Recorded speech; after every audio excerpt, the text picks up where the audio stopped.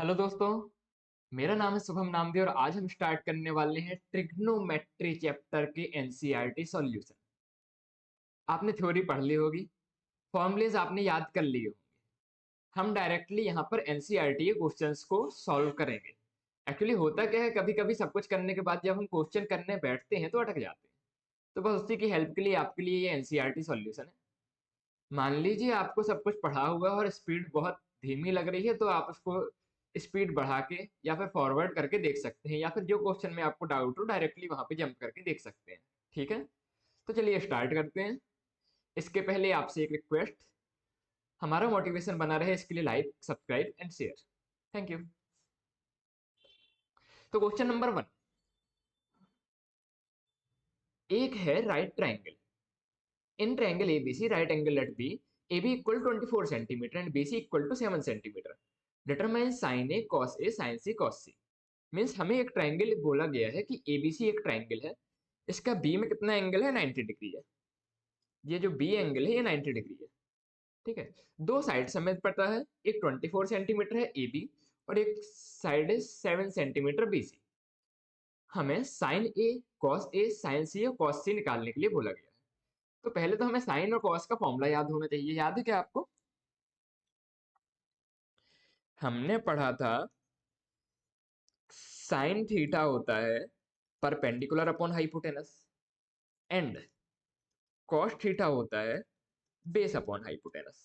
ठीक है, और परपेंडिकुलर कौन होगा और बेस कौन होगा ये डिपेंड करता है किस पे, कि थीटा कौन सा है, ये एंगल कौन सा है, इस पे डिपेंड करता है कि परपेंडिकुलर कौन होगा और बेस कौन होगा। परपेंडिकुलर जनरली होता क्या है, जो हमारा थीटा होगा उसके सामने वाली लाइन परपेंडिकुलर, उसके साथ वाली लाइन बेस। ठीक है, एडजेसेंट लाइन जो होती है वो बेस होती है, और जो सामने की अपोजिट साइड होती है वो होती है क्या, हमारा परपेंडिकुलर। जैसे कि यदि हम ए एंगल की बात करें तो ए की अपोजिट साइड क्या है, ए के सामने कौन सी लाइन है, BC। तो जब हम एंगल ए की बात करेंगे तो BC हमारा परपेंडिकुलर होगा, और AB, ए के साथ कौन सी लाइन है, AB। ठीक है, तो AB क्या होगा, हमारा बेस। कब? जब एंगल थीटा होगा A।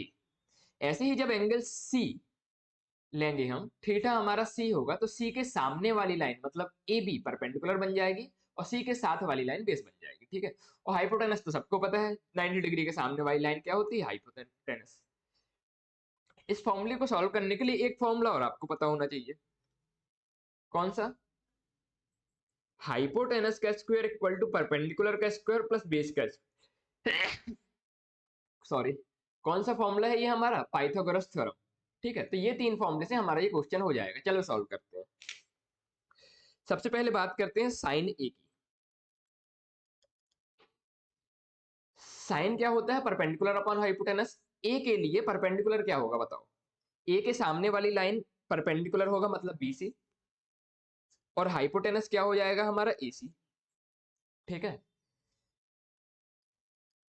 कॉस ए बताओ, कॉस होता है बेस अपॉन हाइपोटेनस। तो सबसे पहले बेस क्या है, ए एंगल के साथ वाली लाइन, मींस AB हमारा बेस हो गया, और AC क्या हो गया, हमारा हाइपोटेनस। AC में तो किसी को कंफ्यूजन नहीं है ना, 90 डिग्री के सामने वाली लाइन हाइपोटेनस होती है। ओके, साइन C भी निकालना है, तो साइन C क्या हो गया हमारा, साइन C। अब देखो C एंगल की बात हो रही है, ये C एंगल। जब हम C एंगल की बात करेंगे तो C के सामने वाली लाइन परपेंडिकुलर होगी, तो साइन C मतलब perpendicular upon hypotenuse. C angle के लिए परपेंडिकुलर कौन सी है, C के सामने वाली मतलब AB upon hypotenuse AC। Okay, और cos C की यदि बात करें तो cos C होगा बेस अपॉन हाइपोटेनस। अब C एंगल के लिए बेस क्या होगा, C के साथ वाली लाइन मतलब BC अपॉन हाइपोटेनस AC। यहां तक कोई डाउट? क्या है, बिल्कुल ही बेसिक से नहीं चला जा सकता, क्योंकि इसमें केवल हमें क्वेश्चन सॉल्व करना है। लेकिन आपको यदि पूरा कोर्स की या फिर सब कुछ पढ़ना है तो आप हमारी एप्लीकेशन को विजिट कीजिए, आपको पूरा कोर्स इन डिटेल मिलेगा, हर एक चीज डिटेल में समझाई जाएगी, एक एक कॉन्सेप्ट, एक एक फॉर्मूला। ठीक है, तो चलो अब इसे सॉल्व करते हैं। यहां तक तो पहुंच गए भाई हम। अब इसमें ये देखो कौन सी वैल्यू हमें पता है, कौन सी वैल्यू नहीं पता है। क्या हमें BC की वैल्यू पता है? पता है। क्या हमें AC की वैल्यू पता है? नहीं पता है। तो AC की वैल्यू कैसे निकलेगी, AC की वैल्यू निकलेगी पाइथागोरस थ्योरम से। हमें परपेंडिकुलर पता है क्या? बिल्कुल पता है। हमें बेस पता है क्या? बिल्कुल पता है। क्या हम पाइथागोरस थ्योरम से हाइपोटेनस की वैल्यू निकाल सकते हैं? निकाल सकते हैं। कैसे निकालेंगे? हाइपोटेनस का स्क्वायर होता है परपेंडिकुलर का स्क्वायर प्लस बेस का स्क्वायर। तो हाइपोटेनस इक्वल टू हो जाएगा अंडर रूट ऑफ परपेंडिकुलर का स्क्वायर प्लस बेस का स्क्वायर। इतना डिटेल में पहला क्वेश्चन है इसलिए कर रहा हूँ, ठीक है? आगे के मैं डायरेक्टली करूंगा। परपेंडिकुलर कितना? 24 का स्क्वायर प्लस बेस कितना? 7 का स्क्वायर।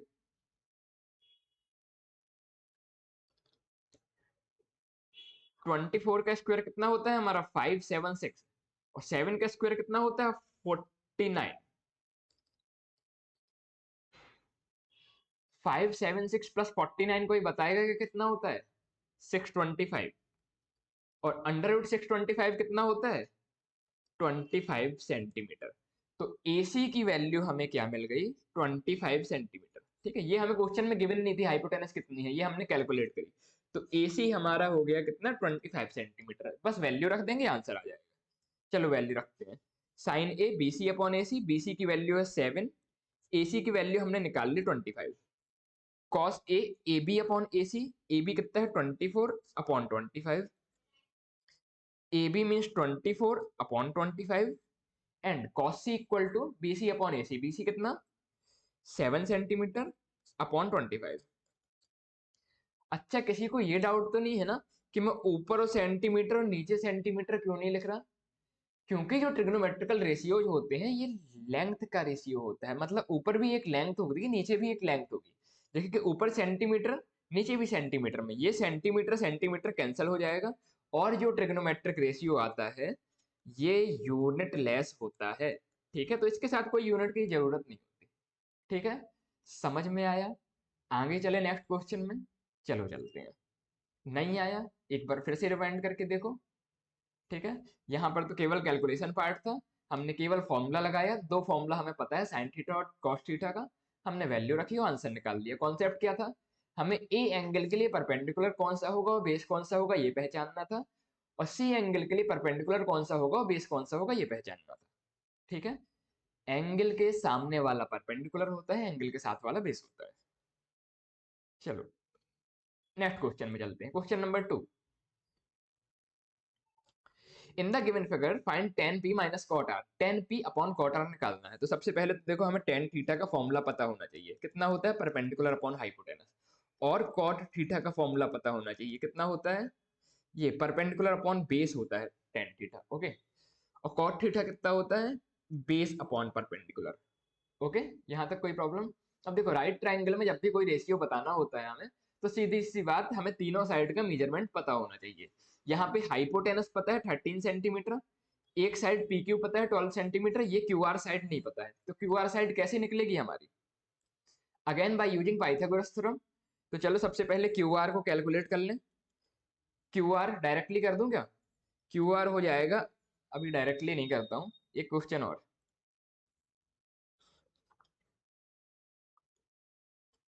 देखो हाइपोटेनस का स्क्वायर होता है परपेंडिकुलर का स्क्वायर प्लस बेस का स्क्वायर। तो बेस का स्क्वायर हो जाएगा हाइपोटेनस का स्क्वायर माइनस परपेंडिकुलर का स्क्वायर। तो बेस जो हो जाएगा वो हो जाएगा under root of H square minus P square. Means under root of 13 square minus 12 square. Means under root of 25 means 5 centimetre. ठीक है, तो ये क्यू आर की लेंथ हमने निकाल ली कितनी? 5 सेंटीमीटर। ठीक, अब बस हमें tan p निकालना है, cot r निकालना है और उन दोनों का सब्ट्रैक्शन। तो सबसे पहले tan p कैलकुलेट करते हैं। थोड़ा कलर कॉम्बिनेशन बनाए रखता हूं। tan p।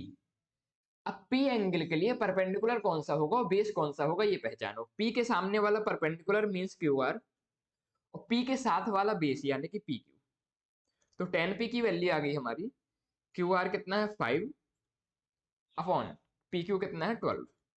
ठीक है, अब cot r निकालते हैं। cot r, cot थीटा होता है बेस अपन परपेंडिकुलर। आपको r एंगल के लिए बेस और परपेंडिकुलर पहचानना है। तो r के सामने वाला बेस, r के साथ वाला परपेंडिकुलर। ठीक है। tan p और cot r दोनों की वैल्यू आ गई, तो यहाँ से tan p minus cot r आ जाएगा हमारा कितना, 5/12 माइनस 12/5, एलसीएम लेंगे तो आएगा 60, यहाँ पर आएगा 12 5 जा 60, तो ये हो गया 25 माइनस 5 12 जा 60, तो ये 144। ओके, कुछ सफड़ा तो नहीं है ना?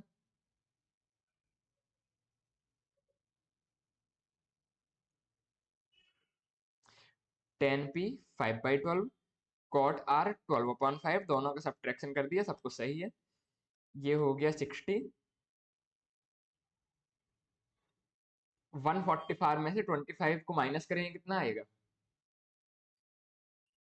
100 तो पूरा पूरा बचा, यहाँ हो गया 25 10 35 और 9 मीन्स -119/60 ऐसा कुछ। ओके, नेक्स्ट क्वेश्चन में चलते हैं। यदि आपको कहीं भी कोई डाउट रह जाता है इसके बाद भी, तो आप कमेंट सेक्शन में पूछिए, आपको आपके डाउट का रिप्लाई मिलेगा, ठीक है। या तो यदि कोई बड़ा डाउट होगा, जेन्युइन डाउट होगा, तो उसकी अलग से वीडियो अपलोड की जाएगी, अदरवाइज मैं कमेंट में ही बता दूंगा, ठीक है। नेक्स्ट क्वेश्चन पे आते हैं। साइन ने दिया है 3/4, कॉस ए और tan ए कैलकुलेट करना है। तो भाई सबसे पहले तो हमें साइड का मेजरमेंट पता होना चाहिए, पर इस क्वेश्चन में तो साइड का मेजरमेंट पता नहीं है, तो कैसे करेंगे? देखो इसके लिए छोटा सा कॉन्सेप्ट लगता है। साइन ए 3/4 कैसे हुआ होगा, कैसे हुआ होगा? या तो परपेंडिकुलर 3 हो और बेस 4 हो, हाइपोटेनस 4 हो, तो क्या हो गया होगा, परपेंडिकुलर अपॉन हाइपोटेनस साइन ए 3/4 हो गया होगा। या फिर दूसरा चांस क्या हो सकता है, परपेंडिकुलर 6 हो, हाइपोटेनस 8 हो, तो भी रेशियो 3/4 आएगा। या फिर परपेंडिकुलर 9 हो और बेस कितना हो, 12 हो, तब भी रेशियो कितना आएगा, 3/4 आएगा। ओके, मतलब परपेंडिकुलर की क्या होगा ये हम बता नहीं सकते, क्योंकि हमारे पास रेशियो है। 6 और 8 होता तो भी 3/4 रेशियो आता, 9 और 12 होता तो भी 3/4 रेशियो आता, ठीक है। बस हम कॉमन ये चीज सोच सकते हैं, कुछ ना कुछ ऐसा हो सकता है जो ऊपर 3 में मल्टीप्लाई हो और नीचे 4 में भी मल्टीप्लाई हो, वो दोनों चीजें सेम होना चाहिए। जैसे 6/8 को लिख सकते हैं 3/2/4 देखो बराबर, ऊपर और नीचे 2 मल्टीप्लाई है, तब रेशियो 3/4 आया। या फिर 9/12 को लिख सकते हैं ऊपर और नीचे 3 को मल्टीप्लाई करके, मतलब हम इतना समझ सकते हैं ऊपर और नीचे से कोई एक सेम चीज कैंसिल हुई होगी, ठीक है, तब रेशियो 3/4 आया होगा। जैसे 2 और 2 कैंसिल हुआ होगा तो 3/4 आ सकता है, ये 3 और 3 कैंसिल हुआ हो तब 3/4 आ सकता है रेशियो। बस ऊपर और नीचे जो चीज है न्यूमरेटर और डेनोमिनेटर में सेम चीज होगी, ठीक है। तो हम मान लेते हैं कि sign A equal to 3k/4k, ऊपर और नीचे सेम चीज के रही होगी, ठीक है। और साइन थीटा हमें पता है कि क्या होता है, परपेंडिकुलर अपॉन हाइपोटेनस, तो यहां से हमें परपेंडिकुलर मिल गया 3k और हाइपोटेनस मिल गया 4k। अब क्या हम बेस निकाल सकते हैं? परपेंडिकुलर पता है, हाइपोटेनस पता है, तो बिल्कुल हम बेस निकाल सकते हैं। कैसे? Base equal to under root of hypotenuse का स्क्वायर माइनस परपेंडिकुलर का स्क्वायर।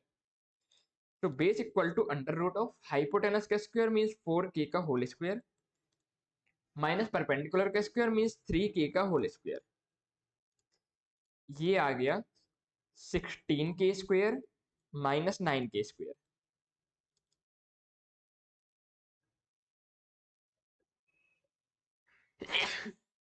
सॉरी एवरीवन, थोड़ा सर्दी है। तो बेस आ गया under root of 7k square, यहां से हमारा बेस निकल के आ गया अंडर रूट ऑफ 7 इंटू के। ओके, अब ट्राइंगल की हमें तीनों साइड मिल गई है क्या?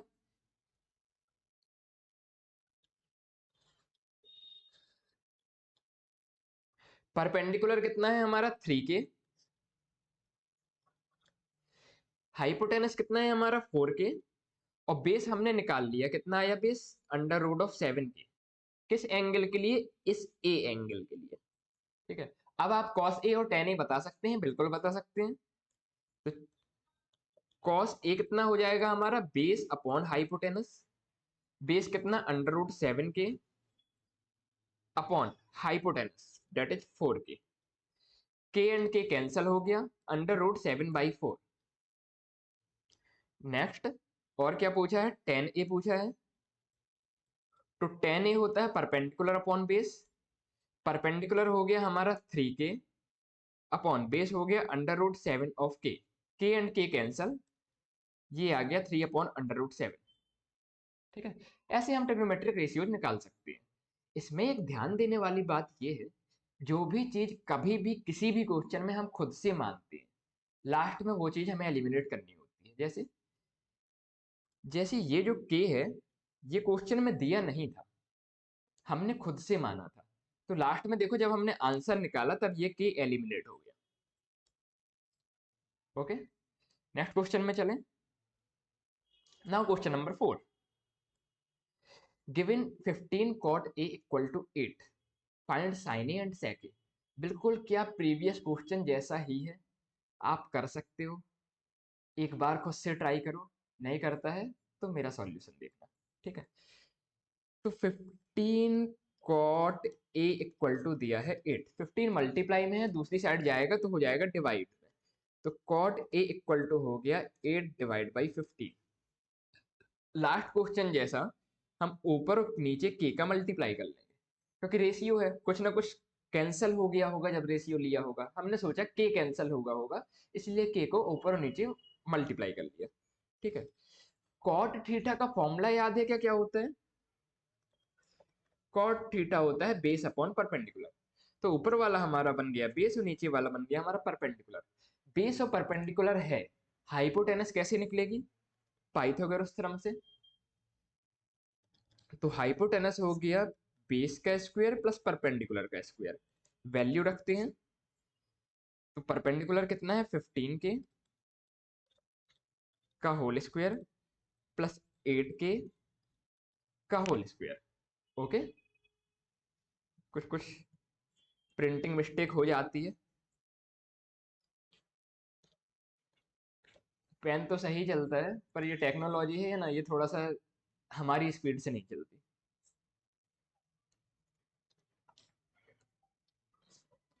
फिफ्टीन का स्क्वायर कितना होता है? 225, दैट इज के स्क्वायर प्लस 64 के square. Okay,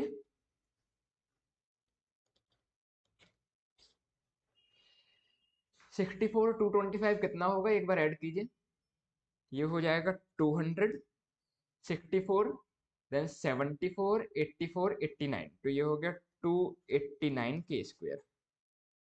okay, 549 628 and 2 under root 289 के स्क्वायर। अंडर रूट लोगे तो कितना आएगा? दैट इज 17 के। ठीक है, अब हमें बेस पता है, हाइपोटेनस पता है और परपेंडिकुलर पता है। किस एंगल के लिए? ए एंगल के लिए। ए एंगल के लिए बेस क्या हो जाएगी? ये लाइन जो कि है 8 के। ए एंगल के लिए परपेंडिकुलर हो जाएगी ये लाइन, जो कि कितनी आई है हमारी? 15 के। और हाइपोटेनस कितना हो गया? 17 के। अब जो कुछ भी पूछा है हम बता सकते हैं, बिल्कुल बता सकते हैं। क्या पूछा है? पहली चीज तो हमसे पूछा है sine of A. Sine A, sine कितना होता है? Perpendicular upon hypotenuse.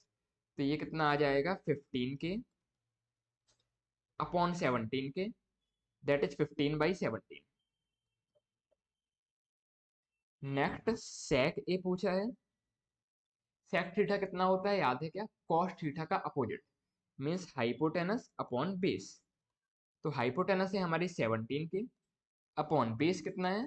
8 के एंड के कैंसल, सेक ए आ गया 17/8। Any doubt? मेरे ख्याल से नहीं होना चाहिए। और हाँ, ये चीज थोड़ा सा मैं डायरेक्टली कर रहा हूँ, एक दो क्वेश्चन मैंने कर दिए। ठीक है, ये क्योंकि आप 8th क्लास से पढ़ रहे हो। यदि समझ में आया थम्स अप कीजिए, लाइक कीजिए। अपन नेक्स्ट क्वेश्चन में चलते हैं। क्वेश्चन नंबर 4, सेम क्वेश्चन है, क्या आप कर सकते हो?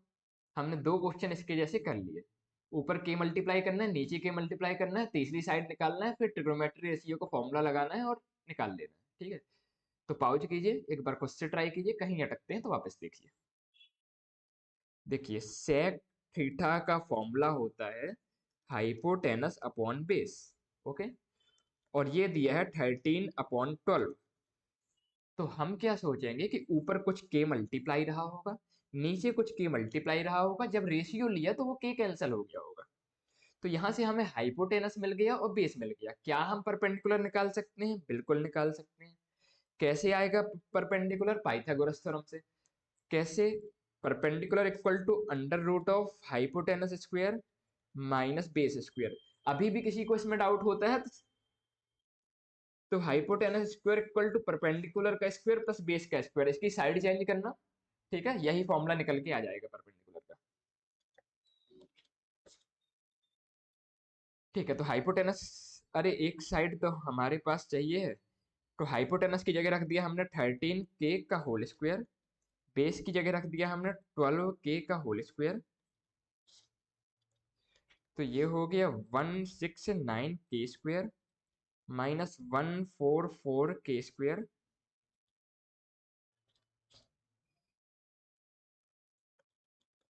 Date is 125k square, that is 5k। Perpendicular मिल गया, बेस मिल गया, हाइपोटेनस मिल गया। क्या आप अब सभी ट्रिग्नोमेट्रिक रेशियोज बता सकते हो?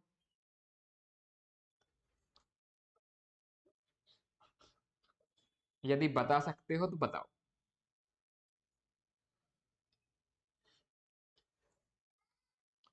परपेंडिकुलर कितना? 5k, बेस कितना है? 12k, एंड हाइपोटेनस कितना है? 13k।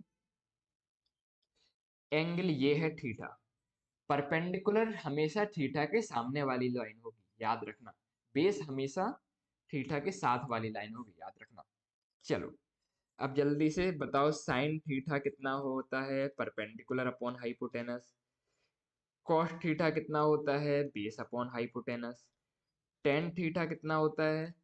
Perpendicular upon base. Sine theta कितना?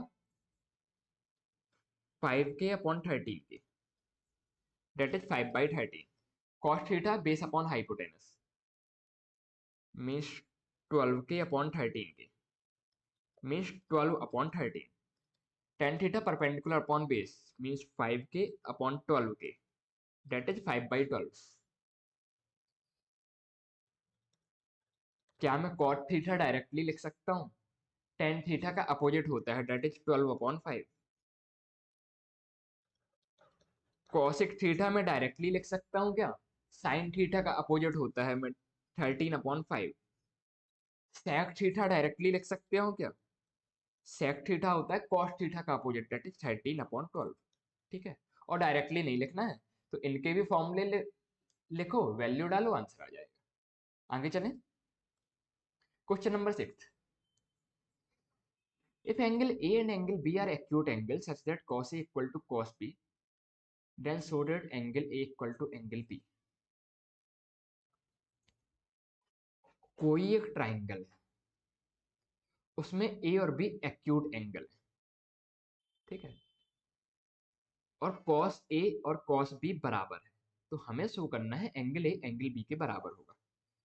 चलो भाई इसे भी सॉल्व कर देते हैं। कैसे करेंगे? पहले तो हम एक तो ट्राइंगल बना लें।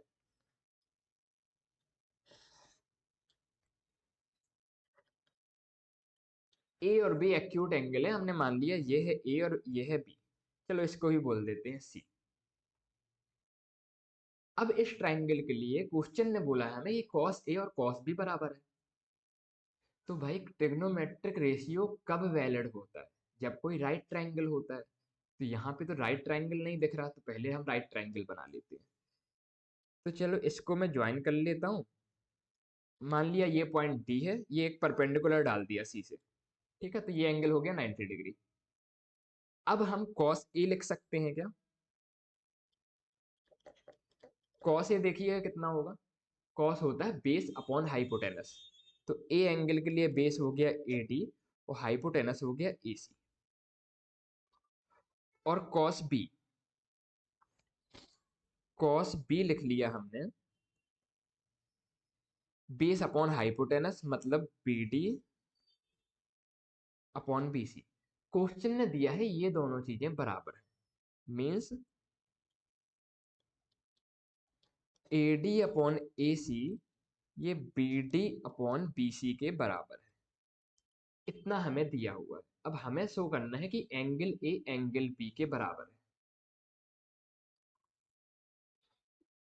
एंगल ए एंगल बी के बराबर है, ये कैसे सॉल्व शो होगा? देखो एक तरीका है, यदि मैं AC को BC के बराबर प्रूफ कर दूं, तो यदि साइड बराबर होती है तो उनके सामने के एंगल भी बराबर होते हैं। ऐसा आपने ट्रायंगल में पढ़ा होगा लास्ट क्लासेस में आपकी। तो यदि मैं AC और BC को बराबर प्रूफ कर दूं तो क्या आ जाएगा हमारा? एंगल और ए और एंगल बी बराबर है, ये प्रूफ हो जाएगा। तो भाई कैसे करेंगे? चलो आप भी सोचो, मैं भी सोचता हूँ।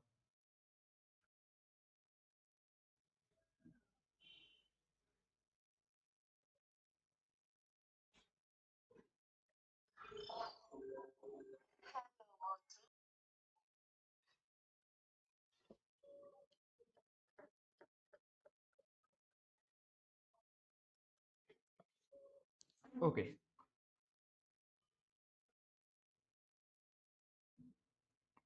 तो कॉस ए और कॉस बी बराबर है,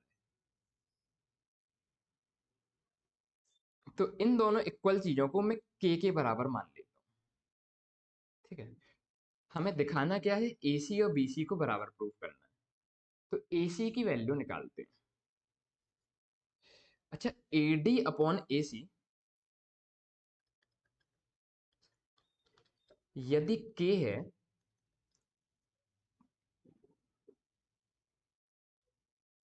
तो यहां से हम AD की वैल्यू K टाइम्स AC लिख सकते हैं।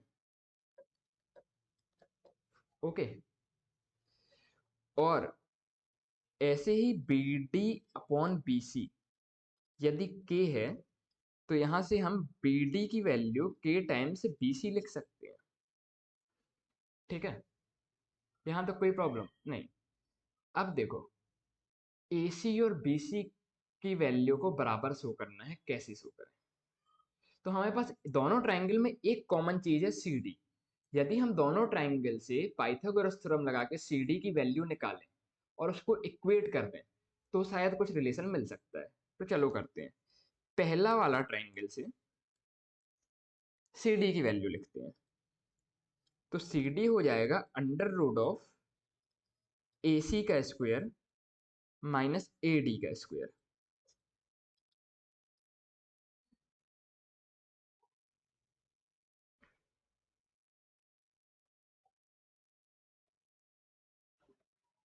ये कुछ लफड़ा किया क्या मैंने? AD अपॉन AC सही लिखा है, BD अपॉन BC सही लिखा है। AD की वैल्यू हो गई K टाइम्स AC और BD की वैल्यू हो गई K टाइम्स BC। अब देखो, AC का स्क्वायर की जगह AC का स्क्वायर लिख देते हैं। AD की वैल्यू हम निकाल चुके हैं क्या? तो AD की वैल्यू पुट कर देते हैं। तो AD की वैल्यू कितनी हो जाएगी? K टाइम्स AC का होल स्क्वायर। ठीक है, चाहे सीधे वैल्यू पुट कर दी। तो यहां से AC स्क्वायर हमारा कॉमन आ जाएगा और अंदर क्या बचेगा? 1 माइनस के स्क्वायर और पूरे का अंडर रूट। तो यहां से CD की हमारी वैल्यू कितनी आ गई निकल के?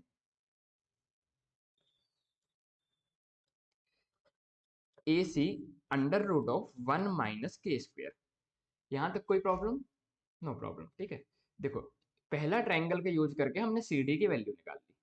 अब दूसरे ट्रायंगल का यूज करके CD की वैल्यू निकाल लेते हैं।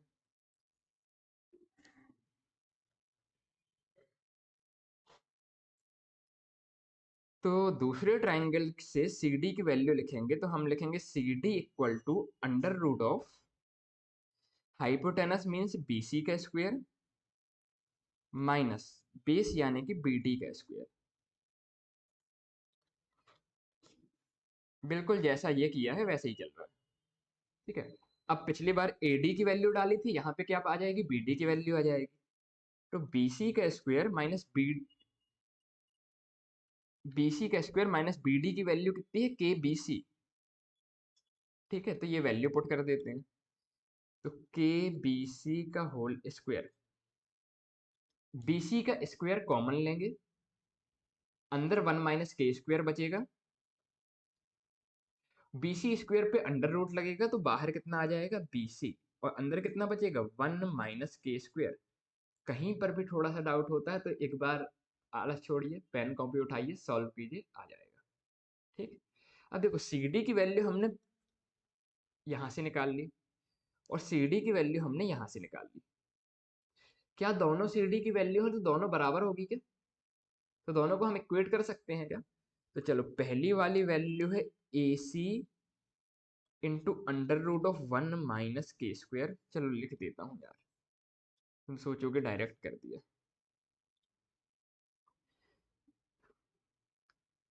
CD के बराबर है, तो CD की एक वैल्यू डाली हमने ये वाली, that is AC into under root of 1 minus k square, equal to दूसरी CD की वैल्यू डाली ये वाली, that is BC under root 1 minus k square. दोनों side under root 1 minus k square है, क्या होगा, कट जाएगा। क्या आ जाएगा, AC इक्वल टू BC। और जैसे ही AC इक्वल टू BC होता है, किसी ट्रायंगल में यदि आमने सामने की साइड बराबर होती है तो उसके आमने सामने के एंगल बराबर होते हैं। Means angle A equal to angle B, hence proved, HP। ठीक है। क्या किया हमने टोटली, हमें एक ट्रायंगल दिया हुआ था, लिखा था दो एक्यूट एंगल है जिनका cos A equal to cos B बराबर है, तो angle A equal to angle B बराबर होगा, ये प्रूफ करना है। ठीक है। तो हमने क्या किया, एक ट्रायंगल बनाया, CD की वैल्यू निकाली पहले ट्रायंगल से, CD की वैल्यू निकाली दूसरे ट्रायंगल से, दोनों को इक्वेट किया और आंसर आ गया। आगे चले। ये फिर से पुराने वाला टाइप का क्वेश्चन, अब तो आप कर लोगे। तो सॉल्व करो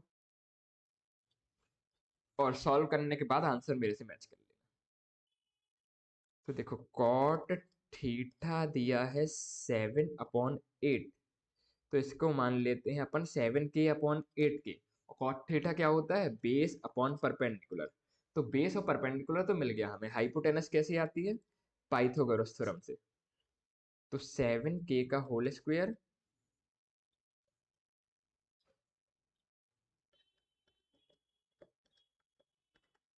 प्लस 8k का होल स्क्वायर। ठीक है। 7 7 जब 49k²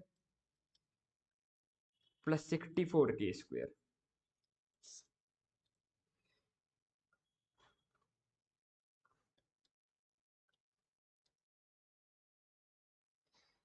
9 4 13, 3 कैरी 1, 113k² का अंडर रूट। ओके, हाइपोटेनस मिल गई हमें, डेट इज अंडर रूट 113, और के बाहर आ जाएगा अंडर रूट के। ओके, तीन साइड मिल गई, साइन थीटा कॉस थीटा निकाल सकते हो, वैल्यू पुट करोगे आंसर आ जाएगा। नहीं सर, नहीं होता है इतना, आप ही कर दो। चलो कर देते हैं। साइन थीटा होता है परपेंडिकुलर अपॉन बेस, कितना आ गया, परपेंडिकुलर है हमारा 8k और बेस है हमारा, अरे, साइन थीटा होता है परपेंडिकुलर अपॉन हाइपोटेनस। तो हाइपोटेनस कितनी आई हमारी, अंडर रूट 113 के एंड के कैंसल, 8/√113, ये आ गया हमारा साइन थीटा। कॉस थीटा होता है बेस अपॉन हाइपोटेनस, बेस है 7k, हाइपोटेनस है √113 के cancel,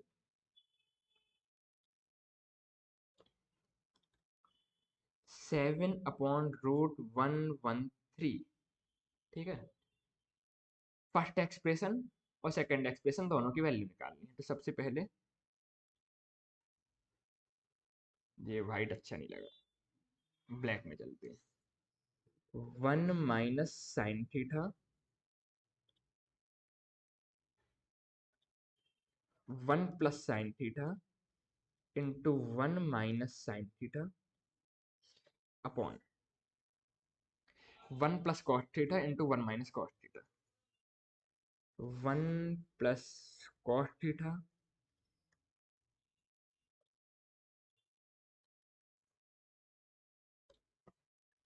into 1 minus cos theta. ठीक है, साइन थीटा और कॉस थीटा की वैल्यू हमने कैलकुलेट कर ली है, पुट कर देते हैं। तो ये आ गया 1 प्लस साइन थीटा की वैल्यू आई है 8 upon root 113, 8 upon root 113 into 1 minus 8 upon root 113 upon 1 plus cos theta की वैल्यू 7 अपॉन रूट 113। एक बार चेक कर लें, यही थी। हाँ, इंटू 1 माइनस 7 अपॉन रूट 113। ऐसा एक्सप्रेशन देख के डर लगता है क्या? धीरे धीरे आदत हो जाएगी। हम हैं समझाएंगे, आप हैं समझना, धीरे धीरे हंसी खेल लगने लगेगी। ठीक है, तो यहाँ पर एलसीएम लिया हमने, तो यहाँ आ गया रूट 113 और ऊपर आ गया रूट 113 प्लस 8। यहाँ पर एलसीएम लिया, 1 के नीचे क्या है 1, दूसरी साइड क्या है रूट 113, दोनों का एलसीएम कितना आ जाएगा रूट 113। यहाँ आ गया 1 1 रूट 3 माइनस 8। कैसे आया, इतना तो पता है ना एलसीएम लेना, 6 से पढ़ रहे हो। 1 को डिवाइड किया रूट 113 में, कितना आया रूट 113, उतना न्यूमरेटर में मल्टीप्लाई कर दिया। न्यूमरेटर में क्या था 1, उसमें रूट 113 मल्टीप्लाई होगा तो रूट 113 आ गया। ऐसे ही नीचे करते हैं, एलसीएम आया रूट 113, यहाँ root 113 plus 7 into LCM root 113 minus 7।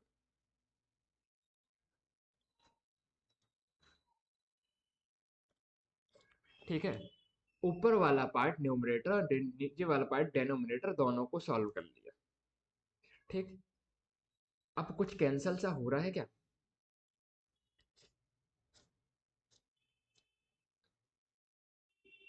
आपको याद होगा मैंने बताया था ए अपॉन बी अपॉन सी अपॉन डी जब भी होता है तो ए सी से कैंसिल हो सकता है, बी डी से कैंसिल हो सकता है। तो यहाँ पे बी और डी सेम था, तो बी और डी आपस में क्या हुआ कैंसिल हो गया। अब क्या क्या बच गया, ए और सी, तो सबसे ऊपर वाला न्यूमरेटर बचा। कितना है ऊपर वाले न्यूमरेटर,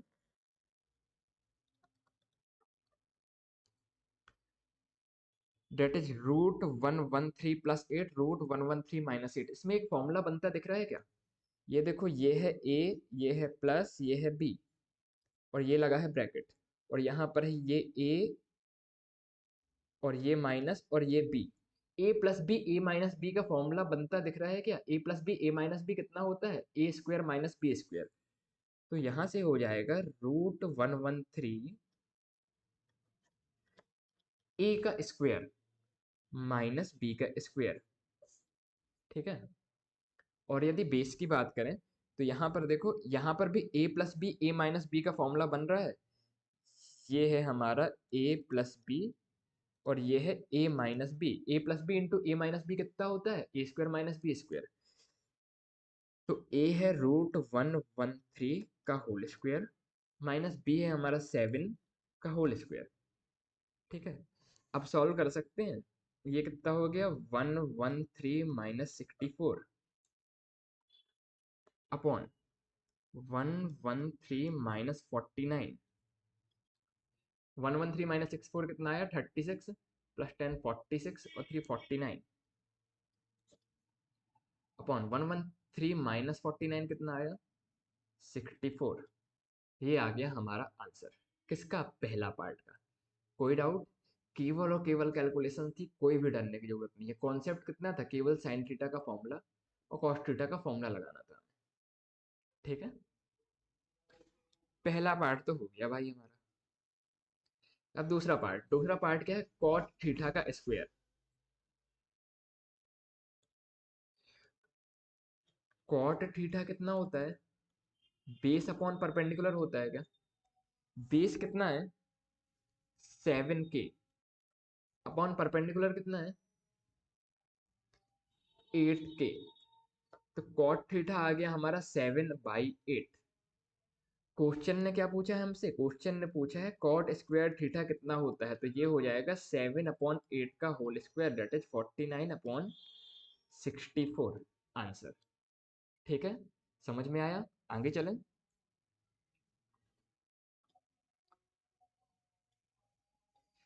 नेक्स्ट क्वेश्चन, ये भी सेम है, बस थोड़ा और बड़ा है। 3 cot A = 4 दिया हुआ है, चेक करना है कि LHS RHS के बराबर है क्या। तो हम क्या करेंगे, पहले एक ट्राइंगल बनाएंगे, बेस परपेंडिकुलर हाइपोटेनस की वैल्यू निकालेंगे, tan A की वैल्यू निकालेंगे, cos A की वैल्यू निकालेंगे, sin A की वैल्यू निकालेंगे, LHS की वैल्यू कैलकुलेट करेंगे, RHS की वैल्यू कैलकुलेट करेंगे और देखेंगे क्या दोनों चीज बराबर आई है। यदि हाँ तो ठीक है। तो चलो थोड़ा सा शॉर्ट में करेंगे इस वाले को। अब तो आपको प्रैक्टिस हो गई ना। देखो, cot A दिया है 4/3, तो tan A तो यहीं से कैलकुलेट हो गया। tan A आ गया हमारा 3/4, that is opposite to cot A। tan cot का अपोजिट होता है, रेसिप्रोकल होता है। ठीक है, tan A आ गया। अब हमें cos A और sin A की वैल्यू भी चाहिए। तो देखो, tan होता है परपेंडिकुलर अपॉन बेस, हाइपोटेनस चाहिए हमें sin A और cos A के लिए। तो हाइपोटेनस कैसे आएगी, √ऑफ परपेंडिकुलर का स्क्वायर प्लस बेस का स्क्वायर करके वैल्यू पुट करते हैं, तो √ऑफ परपेंडिकुलर का स्क्वायर मीन्स 3k का स्क्वायर, 3k का होल स्क्वायर प्लस बेस का स्क्वायर मीन्स 4k का होल स्क्वायर। तो ये टोटल आ गया 9k² plus 16k² means 25k², और हाइपोटेनस हमारी आ गई 5k। ठीक है, अब क्या हम cos A निकाल सकते हैं क्या, बिल्कुल निकाल सकते हैं। cos A होता है बेस अपॉन हाइपोटेनस, तो बेस कितना है 4k अपॉन हाइपोटेनस 5k, तो cos A आ गया 4/5। ठीक, sin A होता है परपेंडिकुलर अपॉन हाइपोटेनस, परपेंडिकुलर है 3k और हाइपोटेनस है 5k, डेट इज 3/5। ठीक है, LHS की वैल्यू निकालते हैं, RHS की वैल्यू निकालते हैं और देखते हैं बराबर आ रहा है या नहीं। तो चलो नेक्स्ट पेज में करते हैं। tan A की वैल्यू कितनी थी हमारी 3/4,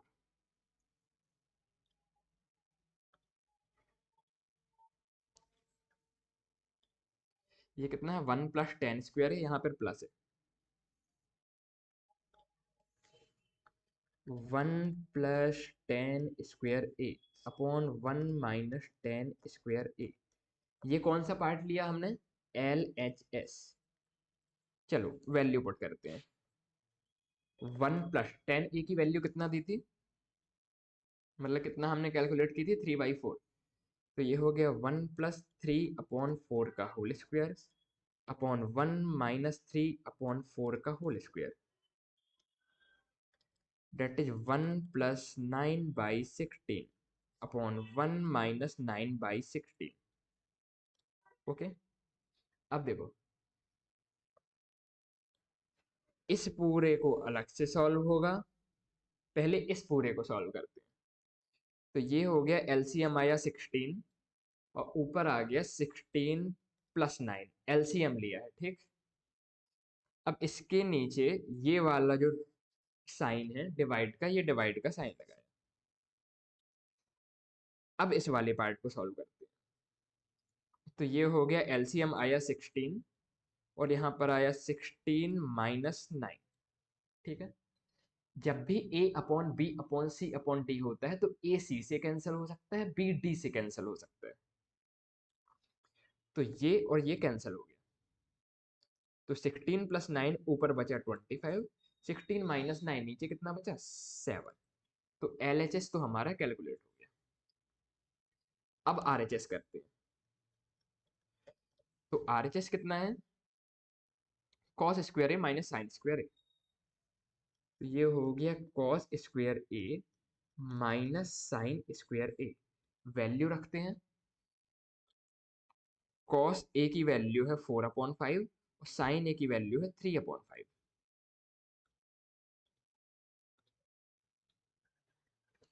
तो ये आ गया 4/5 का होल स्क्वायर माइनस 3/5 का whole square, that is 16/25 minus 9/25, that is 25। कुछ उल्टा आया क्वेश्चन, लगता है लिखने में मैंने कुछ मिस्टेक कर दी। शायद ये 1 माइनस टेन स्क्वायर ए क्वेश्चन में ऊपर हो और 1 प्लस टेन स्क्वायर ए नीचे हो।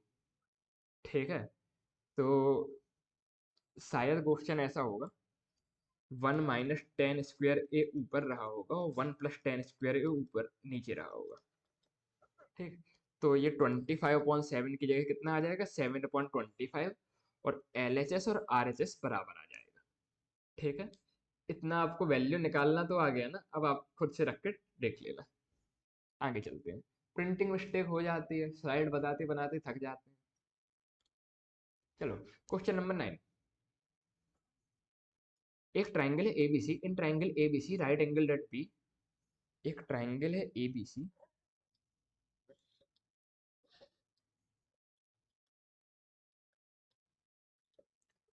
ये राइट एंगल है B में।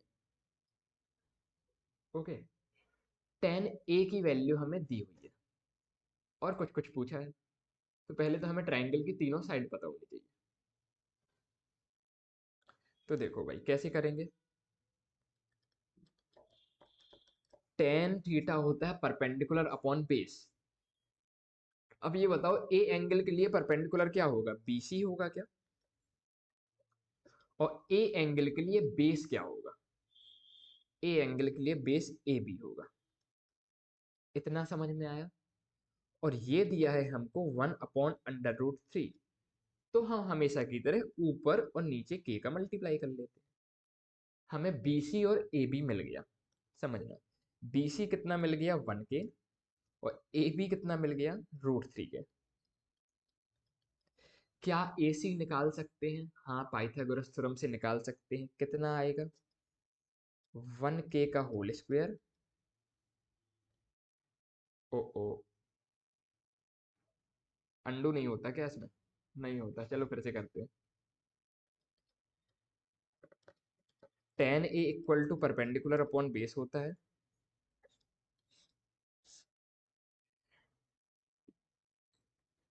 ABC ये 90 डिग्री। ठीक है, ये हमें दिया है 1/√3। ए एंगल के लिए परपेंडिकुलर BC मीन्स ये हो गई परपेंडिकुलर। ए एंगल के लिए परपेंडिकुलर हो गया BC और ए एंगल के लिए बेस हो गया AB। ठीक है, तो यहां से BC की वैल्यू हमें मिल गई कितना K और AB की वैल्यू मिल गई कितना √3 के। क्या AC कैलकुलेट कर सकते हैं, बिल्कुल कर सकते हैं। कैसे, पाइथागोरस थ्योरम से। तो AC आ जाएगा K का स्क्वायर प्लस √3 का square means K square plus 3K का under root means under root of 4K square means 2 times of K। Okay, तीनों साइड पता है। क्या साइन A cos C निकाल सकते हो, ये आ गया 2K। चलो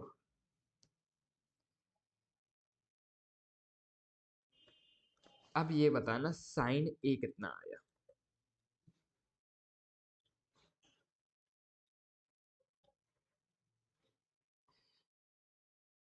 दूसरे पेज में कर लेगा, जगह कम पड़ेगी इसमें। K 2K √3 के।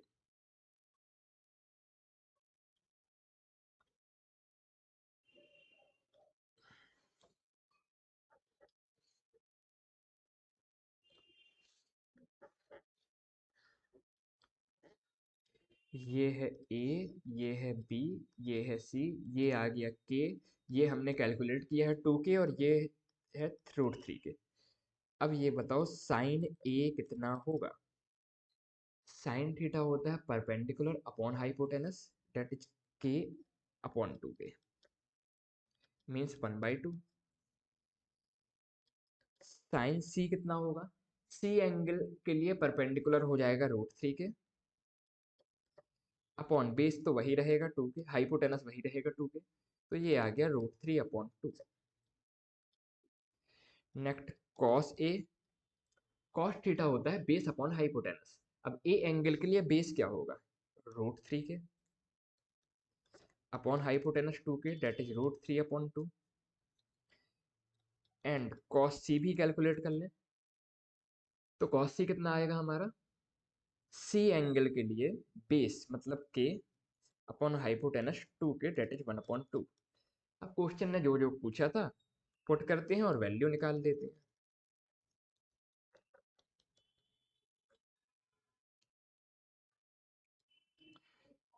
Sign A cos C plus cos A sine C, sign A cos C plus cos A sine सी, ठीक है।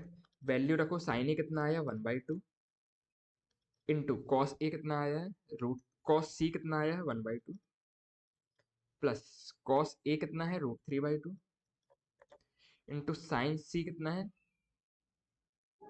√3/2।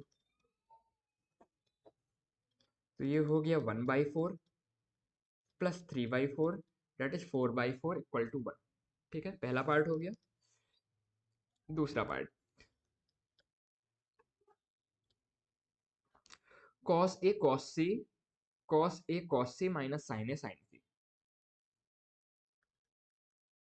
Cos A cos C minus sine A sine C. Value रखो, आंसर निकालो। 10 सेकंड का wait, आप भी थोड़ा सा ट्राई करो।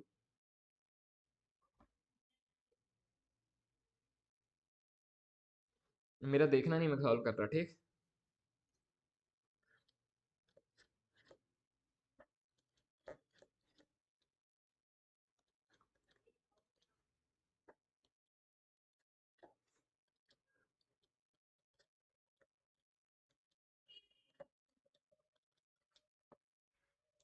आ गया क्या, आ गया, इजी था, बहुत ही इजी। चलो question number 10। In triangle P Q R right angle at Q, P R plus Q R equal 25 centimetre and P Q equal to 5 centimetre, return the value of sine P cos P tan P. ठीक है, तो भाई triangle के हमें 3 side पता होनी चाहिए sign P cos P और टेन पी कैलकुलेट करने के लिए। ओके, चलो स्टार्ट करते हैं। पहले तो ट्रायंगल का नाम क्या है हमारे, ट्रायंगल का नाम है P Q are. Okay, right angle है ये क्यू पे, ऐसा क्वेश्चन ने दिया है तो हमने भाई क्यू पे राइट एंगल बना दिया। अब देखो कुछ क्वेश्चन में क्या क्या दिया है, पी क्यू है 5 सेंटीमीटर, 5 सेंटीमीटर पी क्यू लिख दिया। P R plus Q are दिया है 25,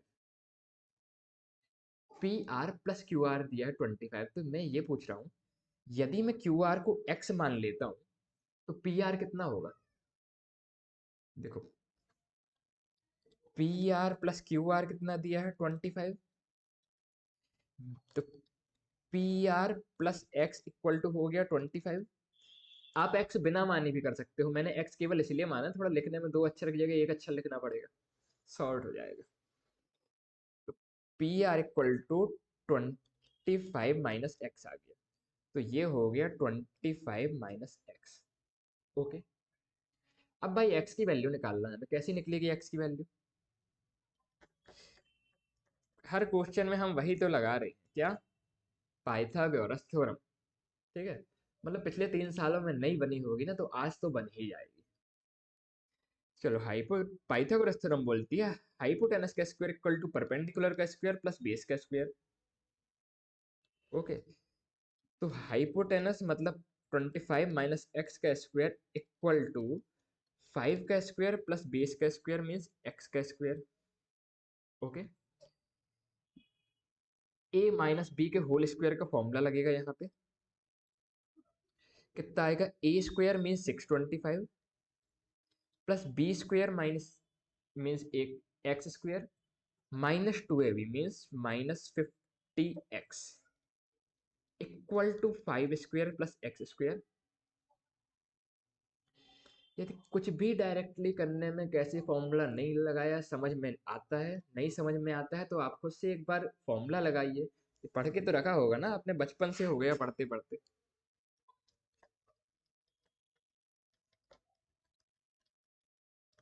ठीक है, यही आएगा। ठीक है, क्या है, पेज की साइज को देख के थोड़ा सा लिमिटेशन में करना पड़ता है।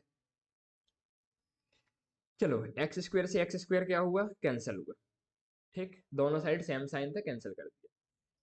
625 इस साइड 5 स्क्वायर आएगा तो माइनस 25 मीन 600 आ जाएगा इस तरफ, और 50x आ जाएगा इस तरफ।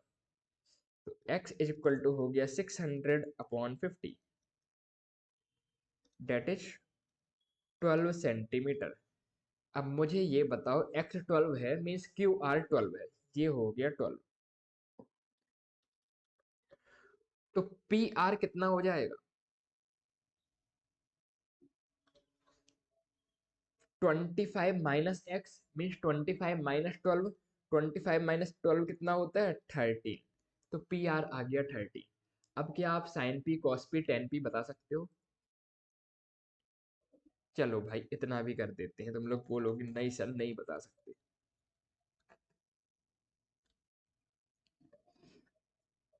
साइन पी, साइन क्या होता है, परपेंडिकुलर अपॉन हाइपोटेनस। तो परपेंडिकुलर कितना है, 5। साइन पी निकालना है क्या, तो पी के सामने वाली परपेंडिकुलर, पी के सामने परपेंडिकुलर क्या है, क्यू आर, अपॉन हाइपोटेनस कितना, पी आर। तो ये कितना हो गया, 12/13। Any doubt, no doubt. Cos P निकालोगे क्या, कॉस होता है base upon hypotenuse, P angle के लिए बेस क्या है, P Q, upon hypotenuse P R, means 5/13। और क्या, टेन पी, टेन पी क्या होता है, टेन थीटा होता है perpendicular upon base.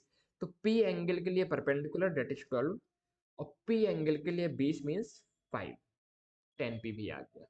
Finish.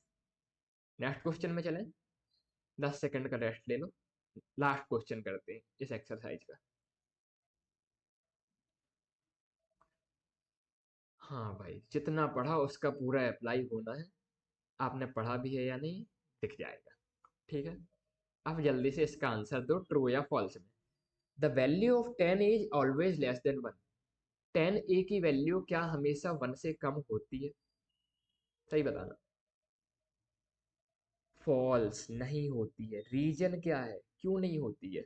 Sir पिछले क्वेश्चन में देखा था, 12/5 1 से बड़ा है, हमेशा 10p की वैल्यू 1 से कम थोड़ी होती है। कैसे बता सकते हैं, कैसे एक्सप्लेन करेंगे?